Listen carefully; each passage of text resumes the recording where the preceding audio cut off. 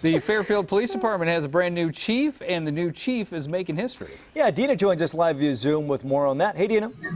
Good morning. So you know what, 2020, right? So I actually had a very nice interview planned for the brand new Fairfield Police Chief, Mrs. Deanna Cantrell, but unfortunately our photographer had a flat tire. So now we're doing it via Zoom, and I just have to do a little revealing of how the sausage is made. She's at the bench across from me. Hi. Hi.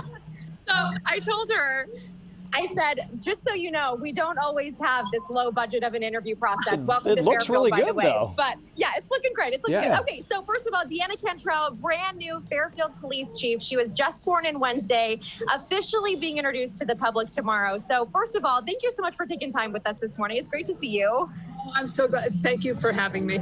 Absolutely. Okay, so first, I just want people to know 3 fun facts about you, because I want to get to know you as a person, not only as the person who's wearing the badge. So what are some 3 fun facts to get to know you? So I think it's funny that we met at a coffee place because I don't drink coffee, which is odd. I think everybody's like, what? How do you wake up? It just happens. So I'm just naturally bubbly. And then second, I would say people would be surprised that I grew up rodeoing. So I grew up riding horses, running barrels, poles, roping. I can rope, team rope, breakaway rope. So that always surprises people. And I would say third is that I was an art major in college. I was going to be an art teacher, actually. That was the plan. And so I love all the arts. I still write poetry. I do poetry. I read poetry out loud. I play guitar. And so I love all of the arts. And so kind of people are like, oh, that's interesting that you're now a police chief. I don't think they expect it. Yeah. I definitely didn't expect that when we talked about this earlier. So how did you get into law enforcement briefly? And then also, you know, with what's going on in the world today, obviously there are a lot of opinions about law enforcement. There's a lot going on when it comes to these protests happening across the country. And I'm interested in hearing your perspective as a woman getting into this position now. Yeah, I getting into law enforcement wasn't my plan. I didn't grow up always wanting to be a police officer. I actually grew up pretty poor and underprivileged in New Mexico.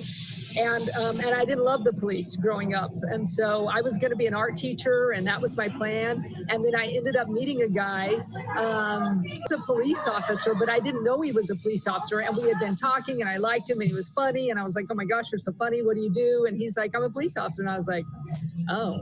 I was like, that's terrible. And then we kept talking, and he told me all the stuff that they do. And he was working in a domestic violence unit. And I was like, oh my gosh, that is perfect, because he was working with kids, which is part of why I wanted to be a teacher. And it just spoke to me. And I was like, I got to check that out. And then I checked it out, and I ended up getting hired in Arizona in 1994. So, yeah. Hey, a woman in this position, I think that it's unique. You are one of very few women police chiefs, not only in California, but across the country. Quickly tell me the statistics and what you plan to do with this position. Yeah, so less than 2% of police chiefs are women. So in California, there's about 335 municipal police chiefs, and I think we're down to about 19, maybe 20 female police chiefs, which is high for the United States. It's actually a high number, but you know, there's not a lot of us. We're kind of like unicorns. Well, we are so happy to have you and your partner, Christy. You have 3 kids, and you just recently came from San Luis Obispo, but you worked in a bigger police department down in Arizona. We're so grateful to have you. And something that you have underneath that uniform every day, I want you to show it off, because I think little girls everywhere are going to be very inspired by you, Police Chief Cantrell. Let's see it. All right, ready for this? Yeah. Yes! I keep that on my. I keep that on my vest as a reminder of, one, how wonderful it is, but also how tough you have to be a police chief, you know, in the world today. So.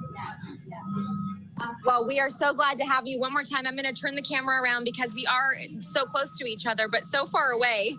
Hi again. Thank you again for doing the interview with us. You're welcome. It's been my pleasure. Thank you. All right. I told her next time we interview, we're actually going to bring out a real photographer. and we're not going to have flat tires. Although I could have sent her unit to go get our photographer, Terry Haggard, but I know that's a waste of resources. So we'll save that for another day.